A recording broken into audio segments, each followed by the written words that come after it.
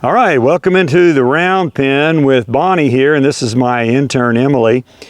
So Emily's going to start working with Bonnie on moving off of leg pressure.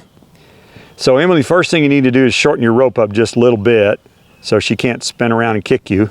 All right, so Emily's going to reach back and bump her with the stirrup and ask her to go forward from the bump. Emily, bump her, don't tickle her. All right, get her moving. Do whatever it takes. Emily's working on overcoming timidity. More.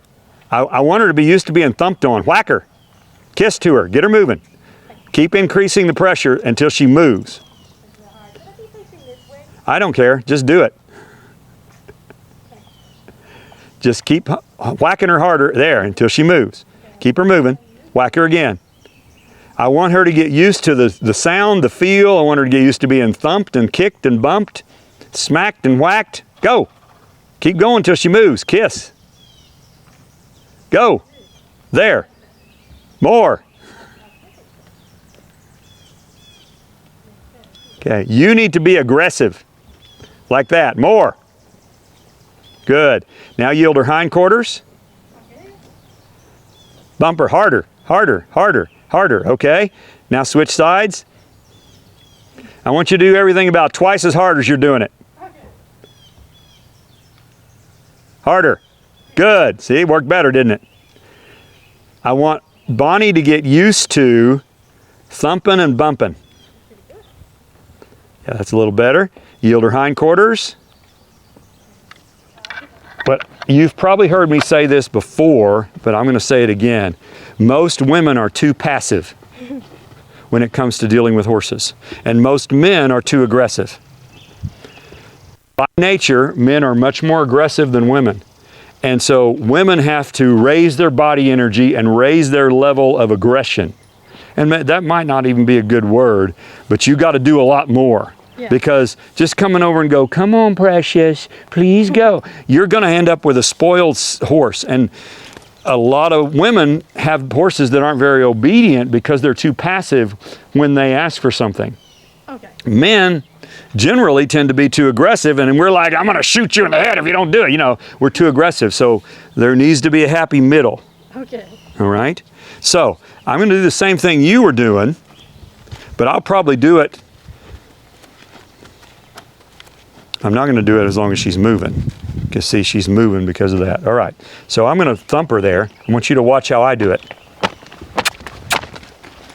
Okay. See? I kept increasing the pressure until she gave me a motion, and she did it with energy. She didn't just walk off like she's about half asleep. She needs to go somewhere. Move. There. And I had to whack her with the rope to get some energy out of it. Now move your hip. And all of this just getting her better broke. Okay? Getting her used to it, because when I get on her, I'm going to be kicking and thumping on my legs, okay?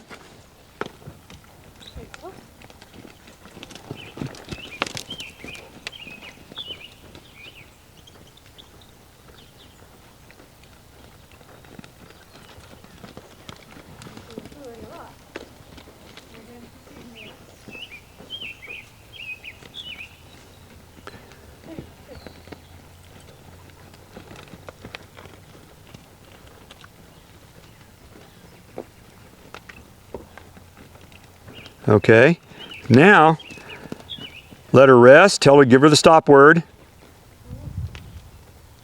Walk in there and get on her. But don't put your feet, both feet in the stirrups.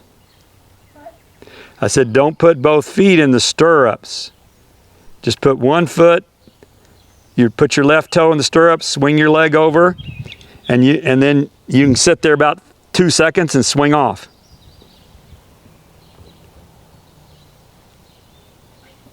Like there. Rock the saddle a couple times and then get off. Good. Come around and do the same thing on the other side. If you can. Okay, see her licking and chewing?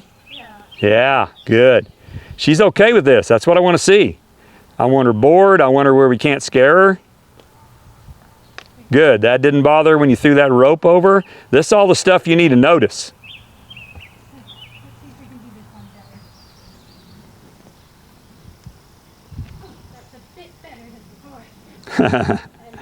All right, rock the saddle a couple of times. And then swing off the same side you got on. All right, now put her back to work.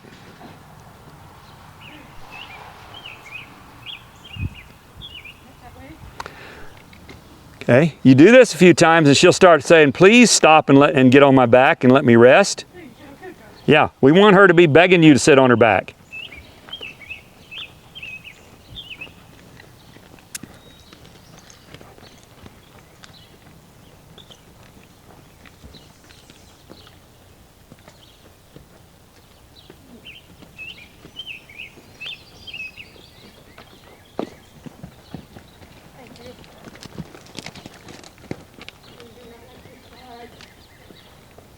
Okay, so there's a couple of ways you can deal with that, Emily, with her running away from you there.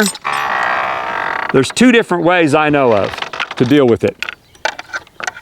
Keep going to your left, The left is the one she's running away from you. She's not running away on the right. Okay, so one way to deal with it, and it's pretty easy to do in a round pen like this. If she starts running away from you, just run toward her, and pretty soon she's going to get to the wall,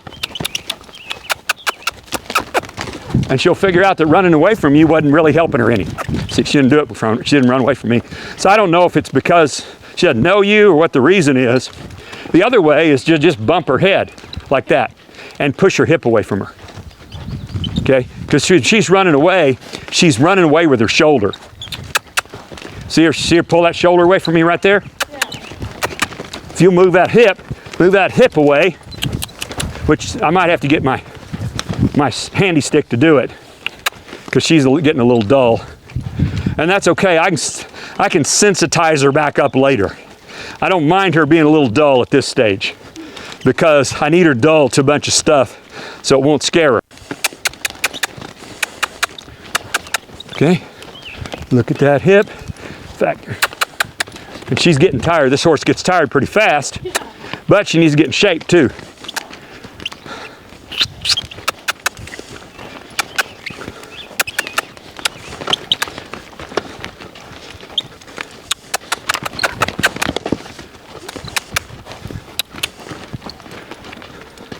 See, she's doing the opposite on this side.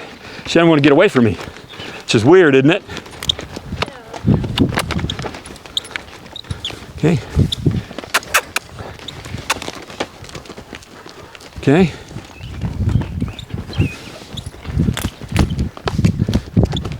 And she's starting to shut down mentally on us. How do I know that? Because she's kind of getting real dull to the cues that I know she knows. What that means is, how long we've been doing this? 30, 40 minutes? She's a baby. Yeah. She's not very old. She's a baby 2-year-old. So her attention span is short and she gets worn out pretty fast.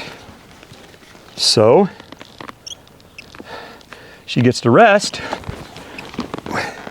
Me sitting up here.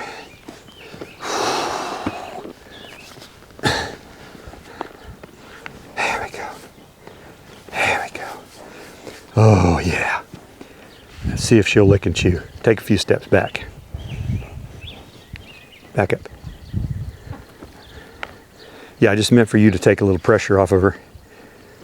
I can't see her mouth, but she's dropping her head. So see, she's looking pretty relaxed and she's breathing really hard.